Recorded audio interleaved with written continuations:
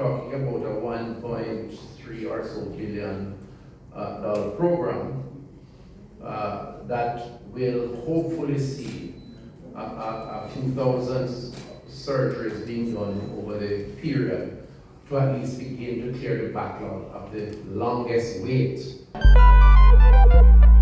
We assessed from the 2+ years of COVID what we classified as the side effects of the COVID response. You will recall, maybe much bigger annoyance in some instances, that there were significant restrictions and a lot of effort to try and slow, if not totally prevent, the spread of COVID. And that came with management of our hospital facilities. It came with delays in treatment. It came with mental health challenges of persons who were isolated, who could not go out, the elderly, young people who couldn't go to school. And it also came with what we call the side effects of a backlog of surgeries. We've always had in the public system wait. That is almost a universal principle in any country you go where most people depend on the public system to respond.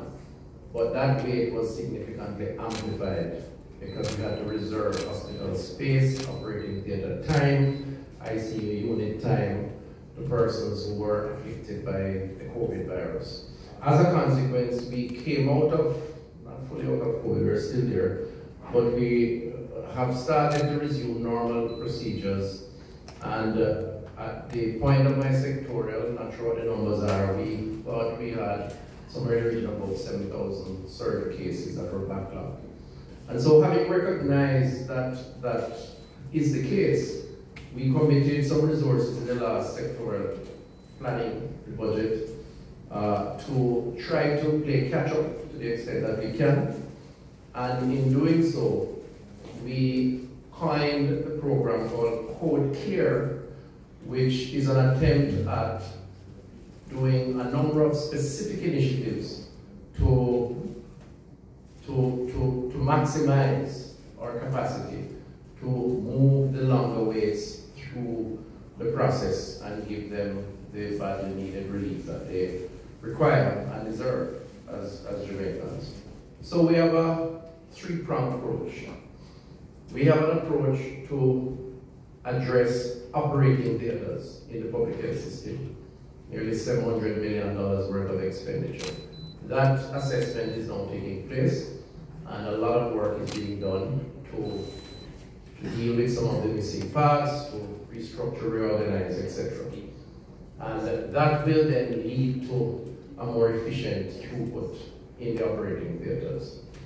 The truth is, if we fixed all the operating theaters and they work perfectly, we would increase the numbers of throughput, maybe yes, up to the point where we have the personnel, the surgeons and the operating theater nurses to manage the time that is available for the theater to be used, even on a 24-hour cycle. The next aspect of the three-pronged approach is to find where the gaps are in completing a surgical team, the operating theater nurses being the weakest link, and try to attract those on the outside in the diaspora to come in and to give us a short-term stint, because as you know, we've lost a lot with the diaspora, freedom of movement of skills, that's fine. And then the third phase is the extent to which we can use public-private partnerships by looking at surgery time that is available in the private space, private hospitals, involving private practitioners. We know there is a crossover. So we know some work in public and private, because when they're in the private, they give us some of that time too. And to negotiate an arrangement that can improve the throughput using the operating theater time that these private hospitals have.